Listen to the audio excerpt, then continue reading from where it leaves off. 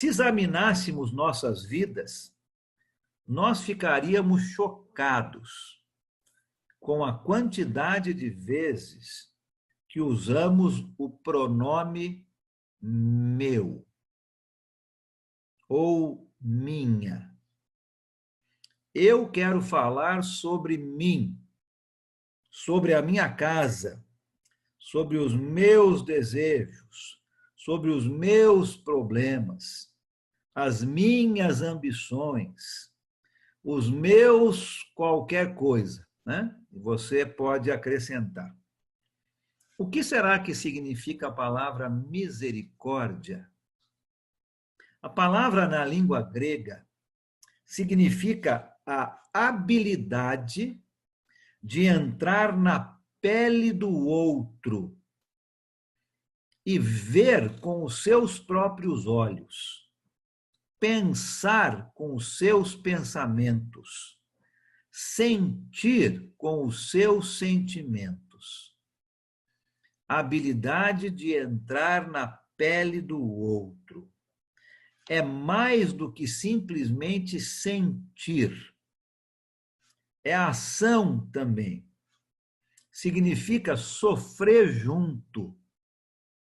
É sair daquele mundo pequeno de interesse pessoal e entrar em um mundo de ajuda aos outros, de tentar entender as necessidades dos outros. José, lá no Egito, e o bom samaritano são exemplos de pessoas que exercitaram misericórdia. Ao invés de José pagar aos seus irmãos com a mesma moeda, e ao invés do samaritano pagar aquele judeu com a mesma moeda, esses dois homens se desfizeram dos seus interesses pessoais e ofereceram misericórdia. Não adiantaria nada o bom samaritano ter somente sentimentos de compaixão por aquele judeu, se as suas ações não demonstrassem isso também. Que grande exemplo de misericórdia.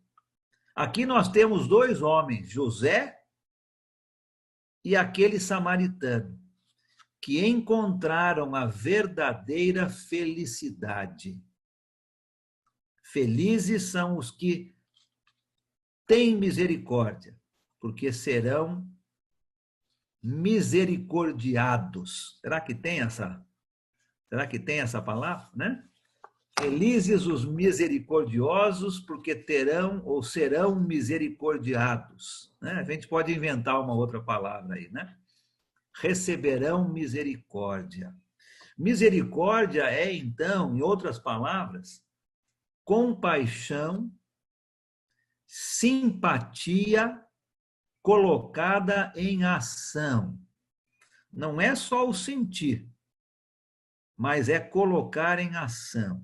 É tomar uma atitude positiva que vai ajudar a alguém que tem um problema. Significa que nós, os discípulos de Jesus, precisamos fazer algo a mais do que simplesmente sentir tristeza pelas pessoas que estão passando fome. Nós precisamos agir e fazer algo para dar comida. Significa que precisamos fazer muito mais do que orar para que Deus mande pessoas para salvar os perdidos. Precisamos permitir que Deus nos faça missionários em nossos próprios bairros. É mais do que sentir. É sentimento colocado em ação. Jesus agia desta maneira. Jesus não simplesmente mandou um cheque, um depósito para o fundo leprosário de Jerusalém. e achou que a sua responsabilidade estava cumprida. Já mandei um cheque lá, pronto, já fiz a minha parte. Não. Ele não simplesmente disse palavras de encorajamento a seus discípulos e os mandou sozinhos pregar aos publicanos. Jesus pessoalmente fazia todas as coisas que ele pedia para os outros fazerem. Jesus nos deu o exemplo a ser seguido. Ele ia às casas dos pecadores, comia nas suas mesas e falava diretamente com eles a respeito de arrependimento, mudança de vida. Jesus não simplesmente amou a humanidade sofrida e perdida, mas ele mostrou o seu amor e a sua misericórdia para indivíduos com ações concretas. Quando Jesus veio como o Filho do Homem, como muitas vezes vemos no Evangelho de Lucas, ele literalmente estava entrando na minha e na sua pele. Isso é ser misericordioso. Ele estava se colocando em uma posição para poder simpatizar e entender ao fundo as nossas fraquezas e as nossas dificuldades. Quando Jesus levou os nossos pecados sobre ele mesmo e morreu para nos reconciliar com Deus, ele demonstrou misericórdia. Ele estava na nossa pele, no nosso lugar. Jesus entrou na minha e na sua pele, teve compaixão por aquilo que ele viu, teve compaixão por nossa condição e tomou uma ação para nos ajudar. Já pensou se ele tivesse vindo aqui, entrado na nossa pele, visto nossa condição e voltado para o seu Pai e dissesse: ah, que triste que a humanidade se tornou. Não teria valor nenhum, não é? Mas a sua compaixão, aliada à sua ação, morrendo na cruz por nós, ah, que grande ação isso nos tornou. Isto é misericórdia em sua mais perfeita exibição. Aquele discípulo de Jesus, aquele cristão ou aquela cristã que contribui com alguns reais para pagar a conta de um hospital, ou que traz alguns produtos de higiene pessoal para ajudar crianças desamparadas, talvez se contente em parar por aí. Talvez até use isto como uma desculpa para sua consciência, para não precisar ir até o seu vizinho e prestar ajuda. Esta não é a maneira de ser um cristão como Jesus deseja. Salomão, em um dos seus provérbios, disse: quem trata bem os pobres, empresta ao Senhor, e ele recompensará. Jesus uma vez disse: se alguém der, mesmo que seja um copo de água, a estes pequeninos, porque ele é meu discípulo, eu lhes asseguro que não perderá a sua recompensa. Jesus diz que aqueles que ajudam os outros serão recompensados, não pelos ajudados, mas pelo próprio Senhor Jesus. Quem faz misericórdia recebe misericórdia. Jesus também disse ao apóstolo Paulo: é melhor dar do que receber. E Paulo falou isso no livro de Atos. Existe uma grande satisfação em dar, em ajudar o próximo. Deus usa de misericórdia para conosco, você e eu. Nós jamais chegaremos a obter a nossa salvação por nós mesmos, por nossa eficiência. Nós somos seres humanos. E como seres humanos, nós pecamos e desagradamos a Deus. Quando nós fazemos isso, imploramos a Deus por sua misericórdia, não é mesmo? E Ele nos dá com o maior prazer, porque Ele nos ama. E nós, como seus discípulos, devemos ser misericordiosos também com as outras pessoas. Existem maneiras práticas de demonstrar misericórdia. Por exemplo, quando você perdoa alguém, você está mostrando misericórdia. Quando você ora por alguém, quando você ajuda alguém a se encontrar com Jesus, você está mostrando misericórdia. E a promessa nessa bem-aventurança é que quem age assim vai receber misericórdia. No dia do julgamento final, Deus não vai se esquecer daquele discípulo compassivo que usou de misericórdia com os outros. Existe um lago na Palestina conhecido como Mar Morto. A gente já ouviu falar dele, né? O Mar Morto não deixa de ser um lago. Mas ele é chamado de Mar Morto por não ter vida marinha nas suas águas. Este lago recebe água do Rio Jordão, mas ele não compartilha a sua água com nenhum outro rio. A água que entra no Mar Morto não sai de lá. Entra e fica.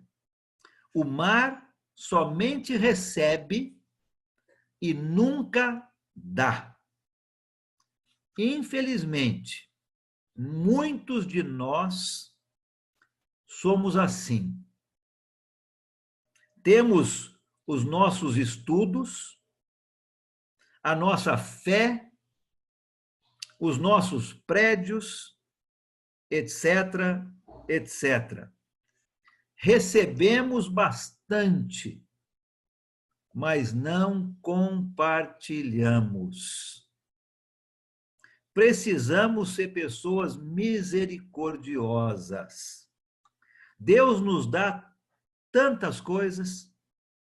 Nós precisamos buscar nas pessoas com quem convivemos uma maneira de servi-las, de ajudá-las, de compartilhar aquilo que Deus nos dá.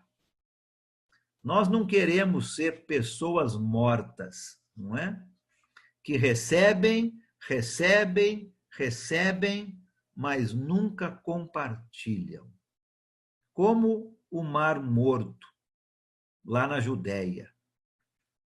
A verdadeira felicidade consiste em ajudar os outros de todas as formas possíveis. Não consiste no egoísmo, mas sim em compartilhar, em ajudar os outros, de todas as maneiras possíveis. Felizes são aqueles misericordiosos, porque vão receber misericórdia de Deus. Como é que você está sendo? Você tem compaixão somada com ação?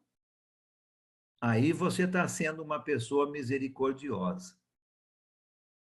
Quem é assim, quem procura ajudar, vai receber misericórdia do nosso Deus. Que promessa maravilhosa, não é? No julgamento final, Deus vai usar de misericórdia para com aqueles que usaram de misericórdia com outras pessoas. A verdadeira felicidade não consiste em egoísmo, só receber, só receber. A verdadeira felicidade consiste em ajudar os outros de todas as formas possíveis. Precisamos ser pessoas misericordiosas. E assim, vamos receber misericórdia. Não daqueles que ajudamos, mas do nosso Pai, do nosso Deus. Próxima bem-aventurança. Alguém leia para a gente o versículo 8, por favor. Bem-aventurados os puros de coração, pois verão a Deus.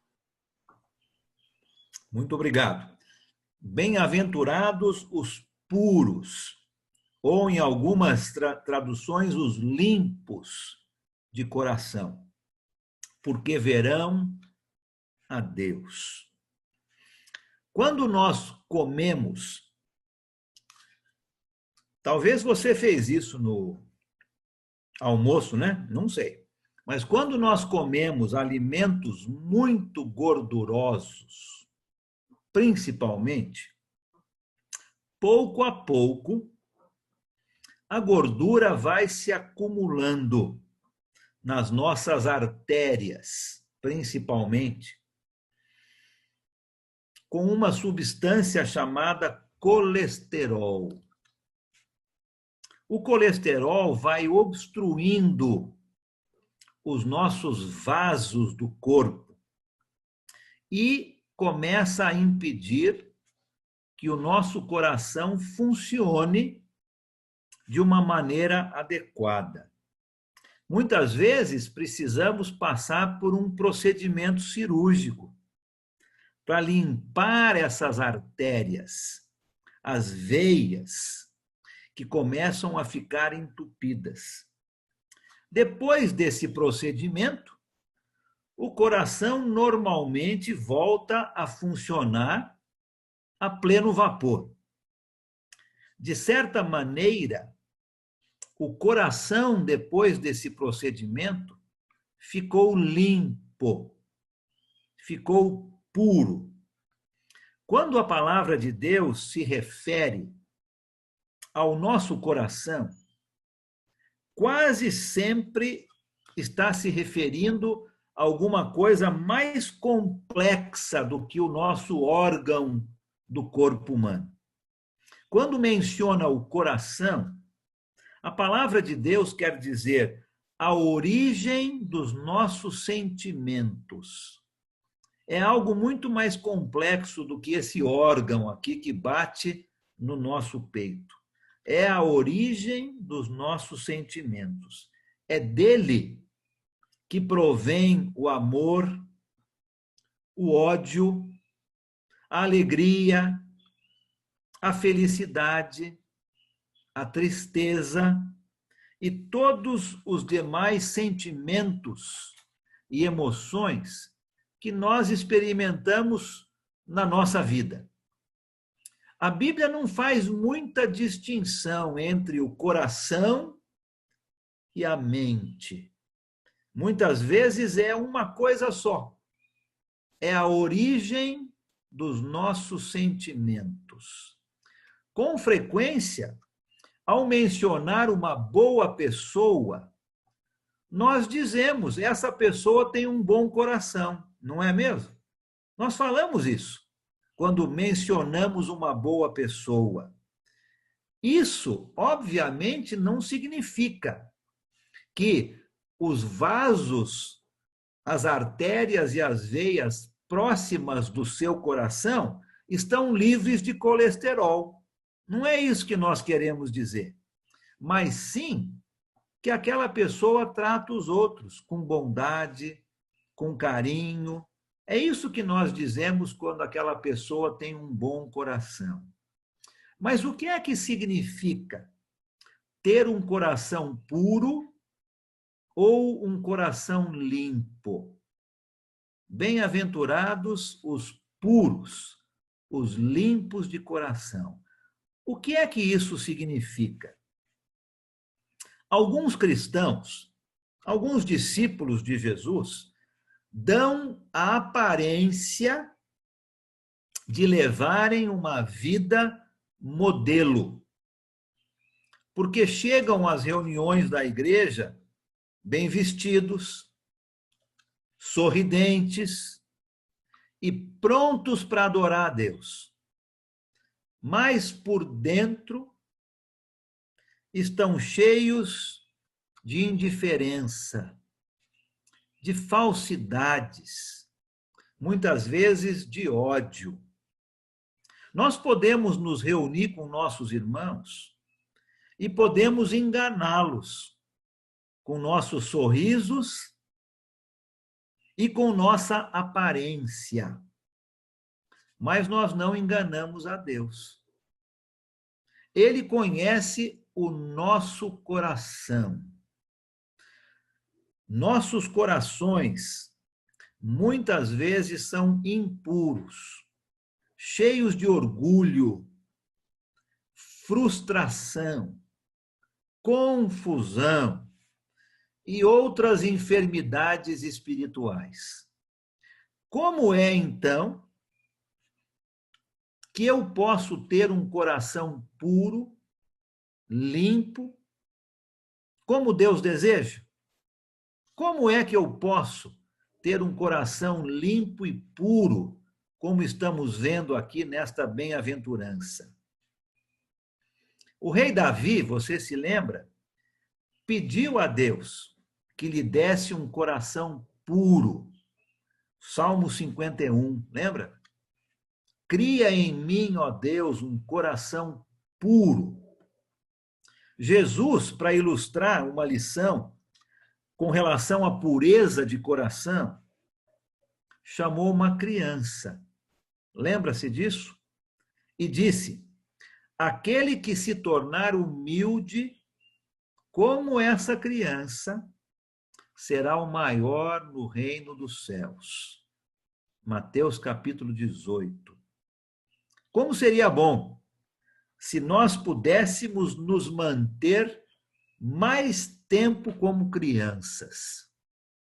Seria bom, com pureza, inocência, aqueles sonhos de infância. Você se lembra dos seus sonhos de criança? Alguns aqui acho que não lembram, né? Pela idade. Eu lembro, né? Você se lembra dos seus sonhos de infância? É impossível, por mais que nós queiramos, é impossível que um homem ou uma mulher, com toda a sua vivência, todos os seus vícios, suas tradições, sua rotina, possa ter um coração limpo como uma criança. Como então ter um coração puro e limpo como Deus deseja aqui, neste versículo? A palavra no original é a palavra kataros, que significava alguma coisa sem mistura, ou seja, pura, leite ou vinho, sem água, prata sem liga, trigo sem joio, etc. Uma coisa sem mistura, pura. Você se lembra o apóstolo Pedro, quando ele escreveu a primeira carta, não é? Ele diz que nós deveríamos desejar a palavra de Deus como um leite puro, sem mistura, não precisa de mais nada adicionado. É aquela coisa pura, é essa palavra, não é? Limpo, puro, que nós estamos vendo aqui, não é?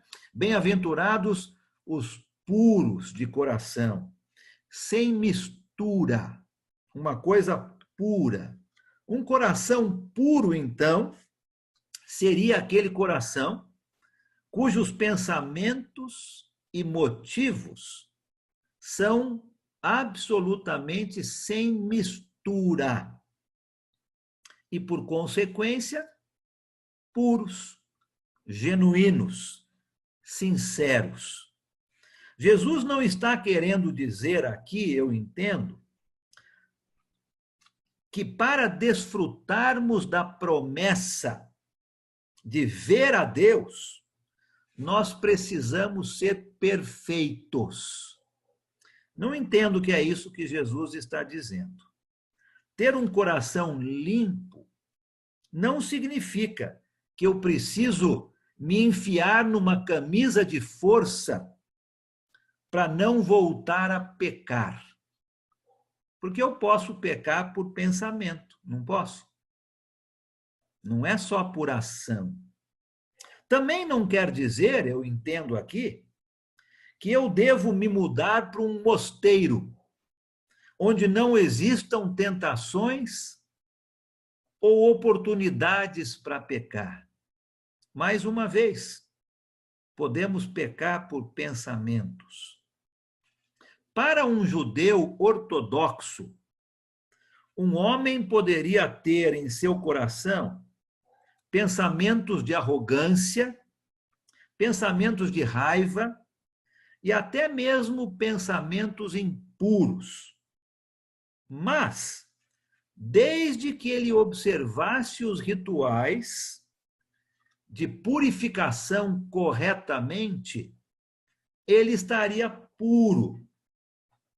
Vou falar de novo. Para um judeu ortodoxo, ele poderia ser uma pessoa impura de pensamentos internamente.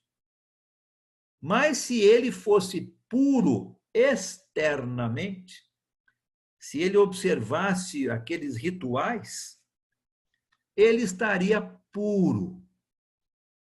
Do ponto de vista de Jesus, mesmo se as ações externas de alguém estivessem completamente corretas, mesmo se essa pessoa observasse todos os detalhes da lei, essa pessoa poderia ainda estar impura pelo fato de pensamentos em seu coração ou na sua mente não forem corretos. O que é que Jesus está querendo aqui com esta bem-aventurança? Eu e você, como discípulos, nós necessitamos do sangue purificador de Jesus para limpar os nossos corações. Tem aquela musiquinha que as crianças sabem, né? Do sabão que limpa a minha mãozinha, não é mesmo? Tô vendo aqui a Francisca. A Francisca conhece aquela musiquinha de cor, né? Não é mesmo, Francisca, né? Mas tem algo que quer limpar meu coração, não é? É isso que nós estamos falando aqui. O que nós necessitamos é do sangue purificador de Jesus para limpar nossos corações. O apóstolo João escreveu: se confessarmos os nossos pecados, ele é fiel e justo para nos perdoar os pecados e nos purificar de toda injustiça. Uma vez um menino disse ao seu pai: papai, você sabia que existe uma coisa que Deus não pode ver? E o pai, um cristão de muitos anos, e convencido da onisciência de Deus, disse ao seu filho que não havia nada que Deus não pudesse ver. O menino então explicou para o seu pai: Deus não pode ver os nossos pecados por causa do sangue de Jesus. Olha que interessante isso, não é mesmo? Deus não pode ver os nossos pecados por causa do sangue de Jesus. Um menino com palavras tão simples, mas com tanta sabedoria. Que grande verdade é esta! Nós temos a promessa de Deus de um coração puro. Somente Deus pode dar a você e a mim um coração puro. E este coração puro começa como resultado de um novo nascimento, uma nova criação. Quando você e eu aceitamos o ensinamento de Jesus e fomos batizados nas águas por imersão, começamos aí a receber um coração puro. A leitura da palavra de Deus, as orações, o desejo da presença de Deus ao nosso redor, contribuem também para que este novo coração continue limpo e puro. Nós cantamos um outro cântico também, que eu costumo chamar do cântico do transplante, né? Recebi um novo coração do Pai, não é isso, né? Coração regenerado. É isso mesmo. Quando é que nós recebemos isso? Quando entregamos a nossa vida a Jesus através do batismo. Ali recebemos um novo coração, um coração puro. Ter um coração puro ou limpo significa ser alguém sem segundas intenções, alguém que tem bons pensamentos. Você é assim? Você é uma pessoa sem segundas intenções, que tem bons pensamentos? E a promessa de Deus, nessa bem-aventurança maravilhosa, é que pessoas assim verão a Deus. Essa ideia de ver a Deus era algo muito importante na época de Jesus.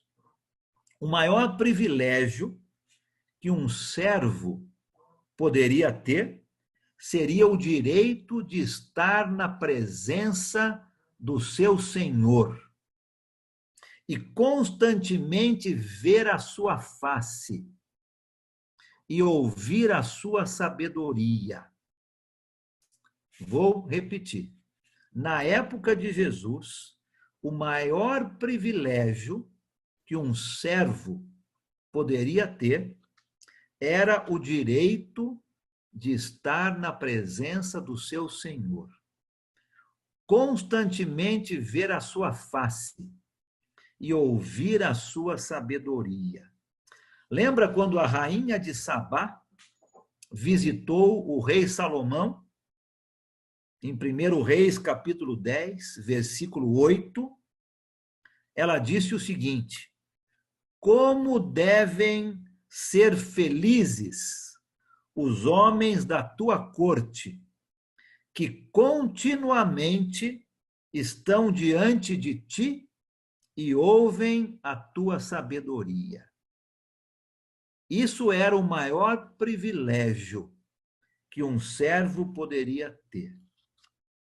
Um dia, aqueles que têm o seu coração puro verão a Deus e viverão para sempre na sua presença. Vai comigo rapidamente lá para o livro de Apocalipse. Apocalipse, lá no finalzinho da sua Bíblia. Se você chegou até lá e passou e chegou na capa final, volta um pouquinho. Você vai achar o livro de Apocalipse. Finalzinho do livro. Olha o capítulo 22. Apocalipse, capítulo 22. Versículos de 3 a 5. Apocalipse 22, 3 a 5 diz o seguinte: já não haverá maldição nenhuma. Está falando sobre os céus, a nova Jerusalém. Já não haverá maldição nenhuma. O trono de Deus e do Cordeiro estará na cidade, e os seus servos o servirão. Eles verão a sua face, e o seu nome estará em suas testas. Não haverá mais noite. Eles não precisarão de luz, de candeia, nem da luz do sol, pois o Senhor Deus os iluminará e eles reinarão para todo o sempre. Verão a face de Deus. Felizes são aqueles que têm um coração puro, um coração limpo, um coração sem segundas intenções, um coração que tem bons pensamentos. Deus quer dar um coração assim para você e para mim. Aliás, ele já deu. Cabe a nós manter este coração puro e limpo. Um coração que está pronto a servir, custe o que custar. Jesus já derramou o seu sangue para que você e eu pudesse ter este coração. A verdadeira felicidade consiste em saber que Deus, através do sangue de Jesus, limpa e purifica os nossos corações todos os dias. E se você é um discípulo fiel, aquele que deixa Deus controlar a sua vida, o seu coração é limpo, é puro, por causa do sangue de Jesus. E a promessa é que um dia você vai estar face a face com Deus. Verá constantemente a face de Deus e vai ouvir a sua sabedoria. Que bem-aventurança maravilhosa, não é? Vamos manter nossos corações limpos e puros diante de Deus. Próximo, versículo 9. Alguém leia para a gente, por favor, o versículo 9.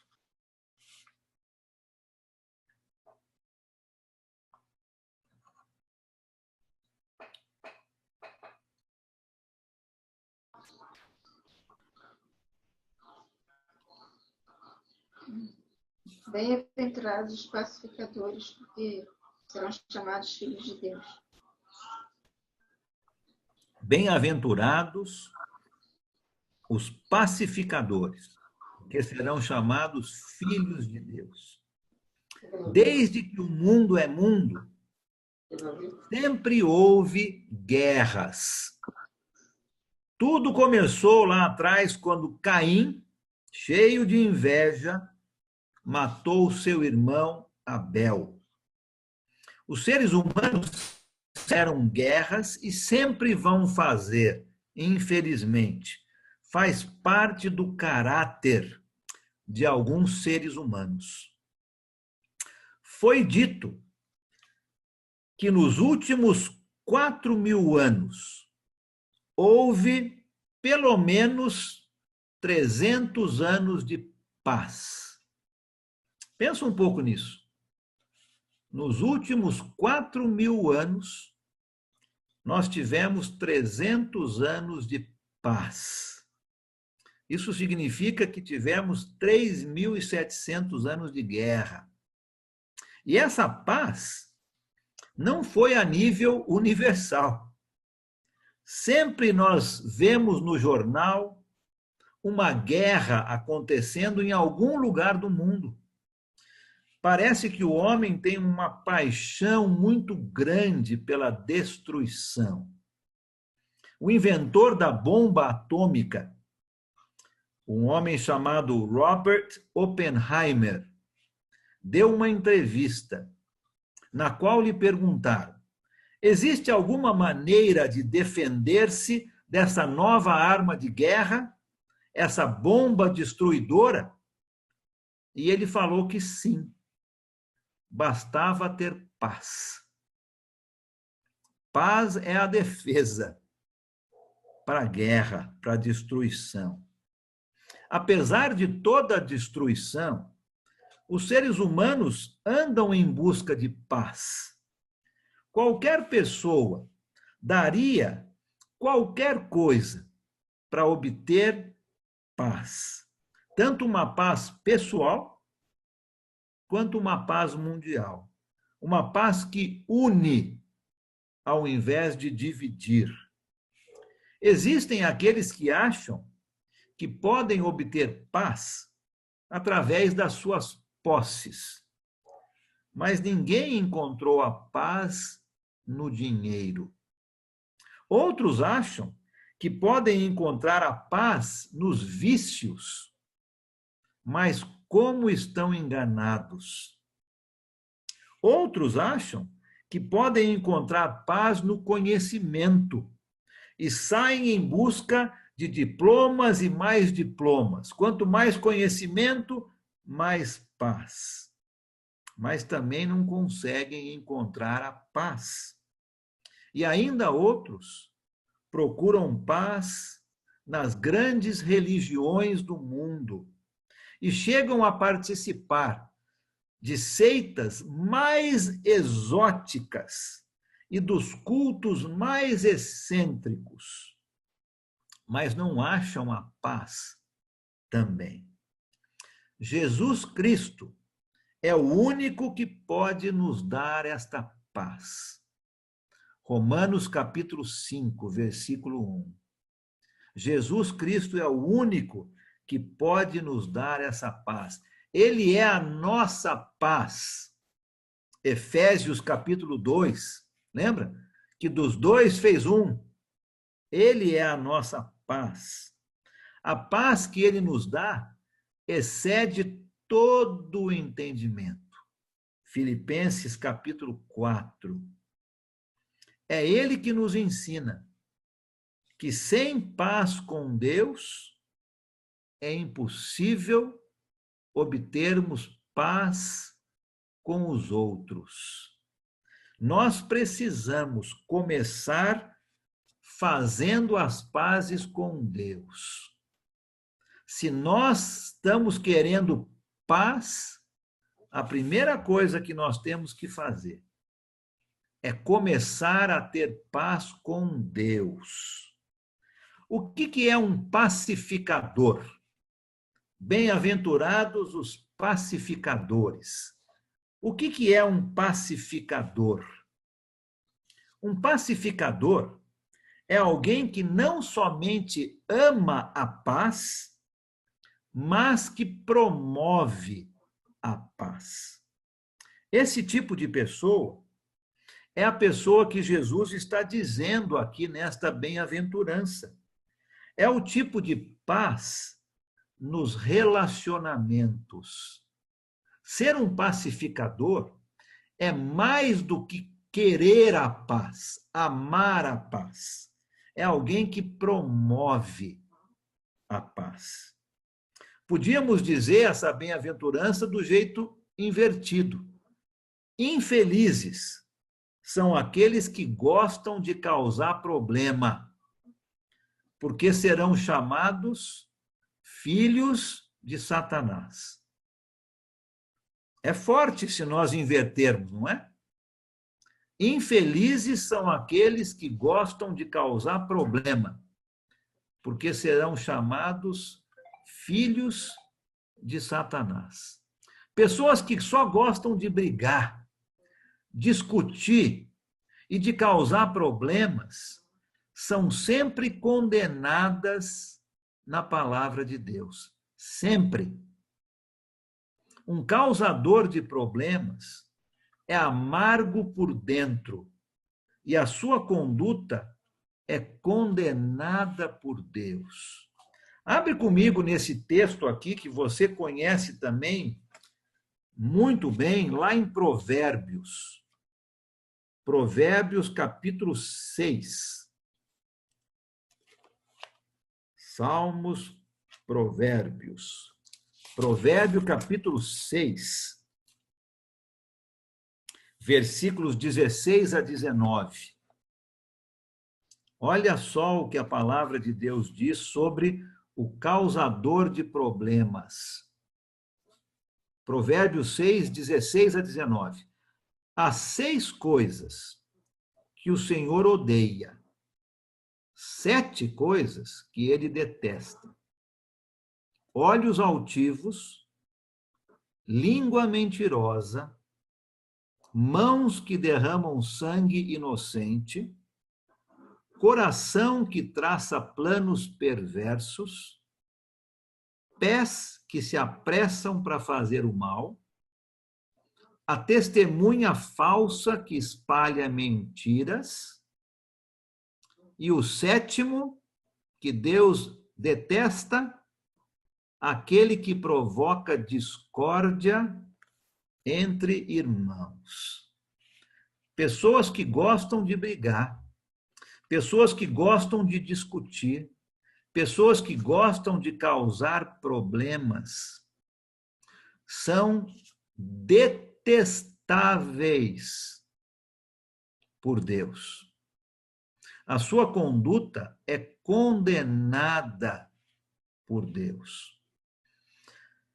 A Organização das Nações Unidas, a ONU, tem muitas vezes conseguido evitar guerras através de pessoas especializadas em fazer negociações entre nações em conflito. Se tem muitas vezes alcançado a paz. Mas o pacificador, que Jesus está se referindo aqui em Mateus capítulo 5, começa fazendo as pazes com Deus. Não adianta nada fazer as pazes com o outro se você não tem paz com Deus. O rei Davi era um grande guerreiro. Muitas nações se renderam ao seu poderoso exército. Mas um dia ele escreveu: em paz me deito e logo adormeço, pois só tu, Senhor, me faz viver em segurança. Salmo capítulo 4, versículo 8. O rei Davi entendeu que a verdadeira paz começava com Deus.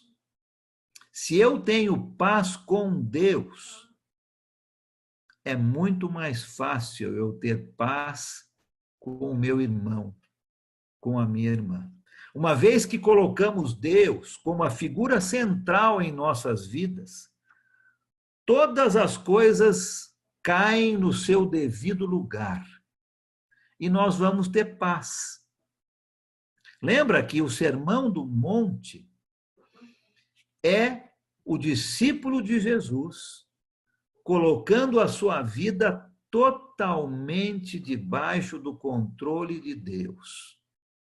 E quando eu e você agimos assim, nós temos paz com Deus. E aí as outras coisas todas começam a se encaixar no seu devido lugar. E nós vamos ter paz com os outros. Nós precisamos ter paz em nossos lares. O coração de uma pessoa não está certo se existe infelicidade, se existe brigas, se existe tensão dentro do seu lar. Nós não estamos dizendo de briguinhas, não é? De discussões do dia a dia. Nós estamos falando aqui sobre brigas, sobre infelicidade, não é? Aquele casal que diz, olha, eu não tenho felicidade no meu lar. Olha o que você está dizendo. Na verdade, você está dizendo que você não tem paz com Deus.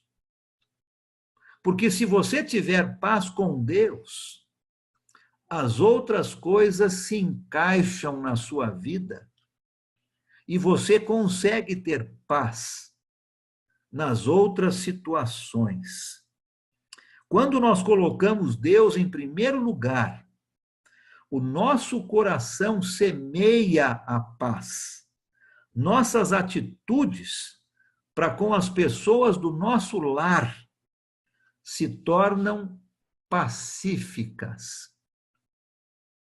Se o marido, se a esposa, se o pai, se a mãe, se o filho, se a filha colocam Deus em primeiro lugar, tem paz com Deus em primeiro lugar, as coisas dentro do lar se tornarão pacíficas. Uma pessoa que tem paz com Deus semeia a paz. É isso que é um pacificador aqui. É aquela pessoa que não só ama a paz, mas promove a paz. Parte dela o promover a paz dentro do seu lar. Precisamos ter paz dentro da igreja. A única coisa que é mais feia do que uma briga dentro do lar é uma igreja sem paz. Uma igreja dividida. Quando os filhos da paz mordem e devoram uns aos outros, pecadores não são mais convertidos e Satanás começa a vencer a batalha. Nós precisamos, mais uma vez, colocar Deus em primeiro lugar. E aí nós vamos ser promotores de paz dentro da igreja e não causadores de briga. Lembra a bem-aventurança invertida? Infelizes são aqueles que promovem brigas, pois eles serão chamados filhos de Satanás. Se nós temos paz com Deus, nós vamos promover paz dentro da igreja. Precisamos ser pacificadores. E a grande promessa é que estes serão chamados filhos de Deus. Que maravilha de promessa! Você não quer ser chamado filho, filha de Deus? Você não quer ser chamado assim?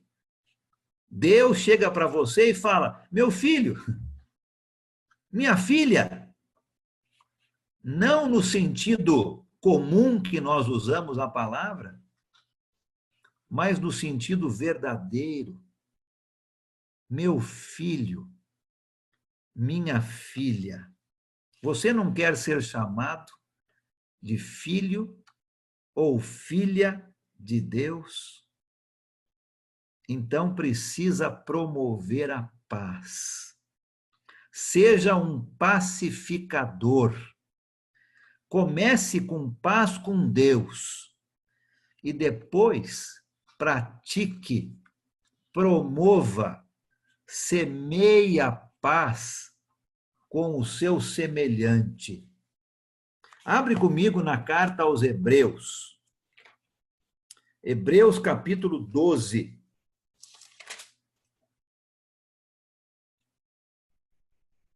Versículo 14. Hebreus capítulo 12, versículo 14. Diz o seguinte: esforcem-se, façam todo o possível, dediquem-se para viver em paz com todos. Pacificadores. Bem-aventurados os pacificadores, porque verão a Deus. O verdadeiro pacificador começa com paz com Deus. E eles serão reconhecidos. Eles serão chamados de filhos de Deus. A verdadeira felicidade consiste em saber que, tendo paz com Deus, nós podemos ter paz com os outros. Quem não quer paz? Todos nós queremos. Bem-aventurados os pacificadores. A verdadeira felicidade consiste em saber que, se tivermos paz com Deus, nós podemos ter paz uns com os outros. Alguém leia o versículo 10. Pode ler do 10 até o 12. Vamos fazer uma coisa só aqui. Né? Pode ler do 10 ao 12, Mateus 5, 10 a 12, para terminarmos aqui. Depois vamos ter um período para perguntas e comentários.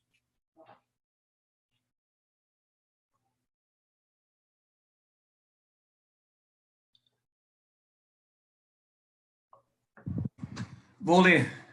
Pode ler, Rony. Felizes aqueles que são perseguidos por serem justos, pois deles é o reino dos céus. Felizes serão vocês quando forem maltratados, perseguidos e caluniados, pois serão meus seguidores. Fiquem contentes com isso. Fiquem muito contentes, porque uma grandiosa recompensa espera lá nos céus. E lembre-se, os profetas antigos foram perseguidos antes de vocês. É até o 12? Até o 12. Obrigado.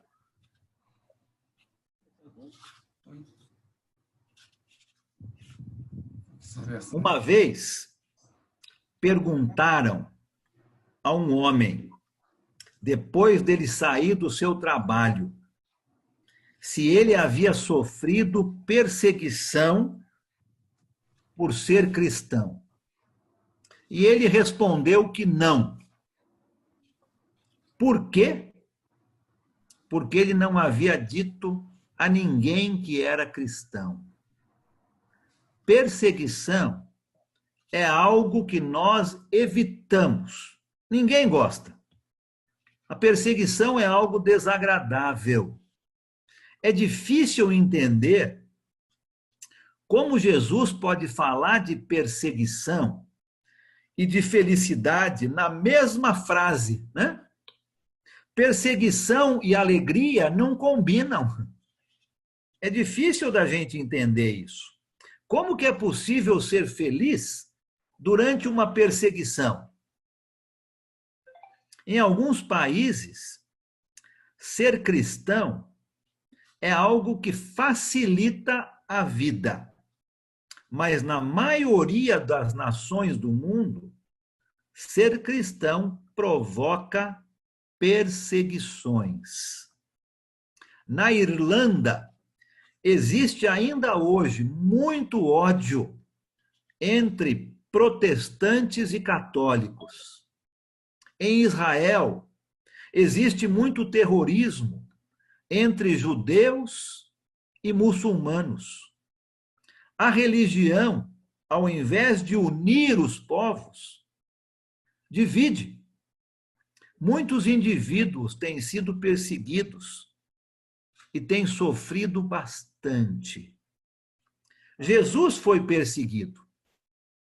Quando Herodes, você se lembra, tomou conhecimento do nascimento do Messias, ele procurou matá-lo. Quando Jesus iniciou seu ministério, as pessoas zombavam dele, dizendo: "Da onde vêm essas coisas? Que sabedoria que é esta? E esses milagres que ele faz? Não é esse aquele carpinteiro? Filho de Maria, irmão de Tiago, José, Judas e Simão? Não estão aqui conosco as suas irmãs?" Você se lembra disso? E as pessoas zombavam de Jesus. Sempre que tinham oportunidade, os fariseus, os saduceus, os escribas, os mestres da lei, zombavam de Jesus. Os primeiros cristãos foram perseguidos. Jesus nunca escondeu o fato de que seus seguidores seriam perseguidos. Nunca. Ser um cristão é muitas vezes arriscar a sua vida. Jesus disse que os seus seguidores seriam odiados, seriam presos, seriam perseguidos, seriam martirizados. Seriam como cordeiros no meio dos lobos. Os apóstolos e os primeiros cristãos foram perseguidos, foram mortos muitas vezes. Estevão foi o primeiro a ser apedrejado pelo simples fato de acreditar em Jesus. Dá para imaginar isso no nosso país? Ser apedrejado pelo simples fato de acreditar em Jesus? Um historiador romano escreveu o seguinte sobre os mártires cristãos no primeiro, segundo e terceiro séculos: crueldades de todo tipo eram acrescentadas às suas torturas. Eram cobertos com peles de animais e atirados aos cachorros selvagens, ou eram pregados na cruz, eram queimados para servirem de tochas nas noites romanas. Os mártires encaravam as suas mortes com alegria, como se estivessem indo para uma festa. Quando chegava o dia da vitória, os cristãos marchavam em procissão, desde a prisão até o circo romano, como se estivessem caminhando rumo aos céus, com rostos alegres. Quanto mais cedo morressem, mais cedo desfrutariam da companhia do Senhor nos céus. Um historiador romano, não foi um membro da igreja que escreveu isso. Quanta perseguição, quanto sofrimento, quanta alegria. Está começando a entender como é que Jesus usa alegria e perseguição na mesma sentença? Quanto mais cedo morressem, mais cedo desfrutariam da companhia do Senhor nos céus. Para os primeiros discípulos de Jesus, era um privilégio ser perseguido por sua fé em Cristo. Paulo e Silas, preso em Filipos, lá em Atos capítulo 16, foram açoitados e jogados na prisão. Mas ao invés de ficarem se lamentando, como muitos de nós fazem, não é? Ao invés de ficarem se lamentando, estavam cantando hinos de louvor. Pedro e João também foram açoitados e proibidos de falar sobre Jesus. Mas quando saíram da prisão, os dois apóstolos estavam felizes por terem sido considerados dignos de sofrer por causa de Cristo. O apóstolo Paulo foi o líder mais perseguido da igreja no primeiro século. Para ele, ser perseguido pela causa de Cristo era um privilégio. E nós, você e eu, nós somos perseguidos hoje? Como será que podemos ser perseguidos hoje? Note bem o texto aqui, hein? Não é perseguidos porque você fez uma coisa errada. Não é perseguidos porque você cometeu uma infração. Mas é perseguidos por causa da justiça. Olha o versículo 11, que o Rony leu. Insultos, perseguições, calúnias, por causa de Cristo. O cristianismo inclui uma cruz. A cruz do desprezo, do ódio,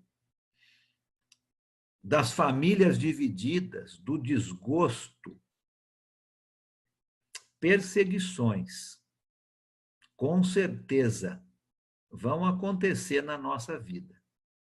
E a promessa é o reino dos céus para aqueles que permanecerem fiéis. Parece que nós estamos lendo o livro de Apocalipse aqui, né? A promessa é o reino dos céus para aqueles que permanecerem fiéis. A promessa é uma grande recompensa nos céus. Nós devemos nos alegrar, nós devemos nos regozijar quando somos perseguidos. Porque se permanecermos fiéis, a nossa recompensa vai ser enorme. Nós devemos nos alegrar, porque a perseguição nos identifica com aqueles servos fiéis no passado, os profetas de Deus, que tanto foram perseguidos, mas foram fiéis. E quando eu e você somos perseguidos, nós somos identificados com eles.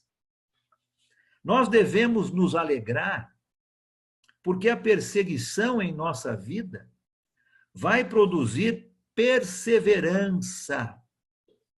Lembra a carta de Tiago? Quando passamos por dificuldades e vencemos, temos perseverança. Nós devemos nos alegrar porque sabemos que a perseguição não vai retirar a nossa segurança em Cristo. Os inimigos podem até tirar a nossa propriedade, o nosso emprego, o nosso nome e até mesmo a nossa vida.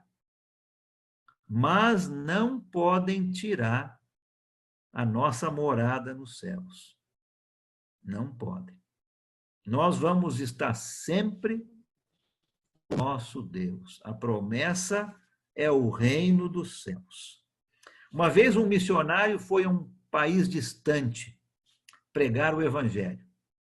E um de seus primeiros convertidos foi torturado e morto por sua fé. Poucos anos depois, o missionário também morreu. E ambos se encontraram no céu. E o missionário perguntou para aquele convertido como é que ele se sentiu quando ele estava sendo torturado pela sua fé. E ele falou: sabe, eu nem me lembro. A felicidade é tão grande agora que eu nem me lembro da minha perseguição. No ano 1900, um explorador do Ártico colocou um anúncio no jornal. Procuram-se homens para uma jornada difícil. O salário é pequeno. O frio é intenso. Longos meses de completa escuridão. Perigos constantes. Retorno seguro é duvidoso. Mas honra e reconhecimento em caso de sucesso.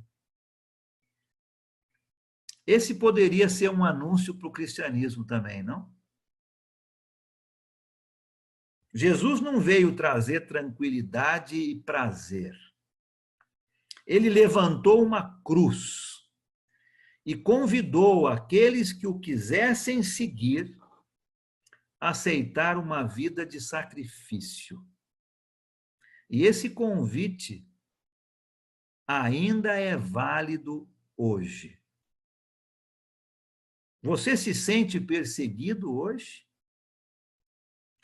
Felizes são aqueles que ficam firmes em Cristo, mesmo sendo perseguidos e ameaçados. A recompensa é muito grande. Que Deus nos abençoe a sermos fiéis, custe o que custar. A verdadeira felicidade consiste em saber que a perseguição aqui nesta terra é temporária e a recompensa nos céus é eterna. Não troque o eterno pelo temporário. A perseguição é temporária, a recompensa é eterna. A verdadeira felicidade somente Deus pode nos dar. Aqui em Mateus capítulo 5, no comecinho do Sermão do Monte, Jesus está resumindo os princípios básicos para se ter uma vida feliz. Todas essas afirmações que nós estudamos hoje de Jesus parecem soar como algo bem estranho, contrário à nossa cultura. Mas lembre-se, nós estamos falando sobre a verdadeira felicidade, e não de uma felicidade fictícia, como o mundo prega.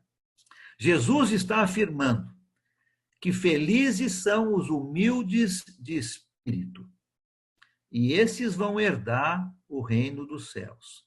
Não são os arrogantes, não são os orgulhosos que terão uma herança preciosa, mas sim os humildes de espírito, aqueles que entendem que sem Deus são nada. Felizes são aqueles que sofrem e os que choram, porque vão ser consolados. São felizes porque sabem que o seu futuro está assegurado em Deus. Não importa o sofrimento que passem aqui na terra. Felizes são os mansos, não os agressivos, não os mandões, mas os mansos. E ser manso significa ser controlado e pronto para receber as ordens de Deus. Esses serão respeitados aqui na terra. Felizes são os que têm fome e sede de justiça. A verdadeira felicidade consiste em desejar a palavra de Deus como alguém que está morrendo de fome e de sede. Felizes os misericordiosos, aqueles que ajudam os outros de todas as maneiras e formas possíveis. Não os egoístas, não os vingativos, mas os misericordiosos. Felizes são os puros, os limpos de coração. A pureza é um fator importante na vida daqueles que estão buscando esta verdadeira felicidade. Para Deus, o exterior não é tão importante. A pureza de coração, o interior, é o importante. Felizes são aqueles que têm paz com Deus e que promovem a paz. Estes serão chamados de filhos de Deus. E felizes são os perseguidos. Perseguição é algo que ninguém deseja. Felizes são aqueles que ficam firmes até o fim. E a recompensa é receber o reino de Deus. As bem-aventuranças, a verdadeira felicidade. Que Deus nos abençoe a procurarmos a felicidade desta maneira. As recompensas Deus vai nos dar, mas nós precisamos procurar a verdadeira felicidade como Deus quer dar, e não como o mundo engana. Deus te abençoe. Perguntas, comentários.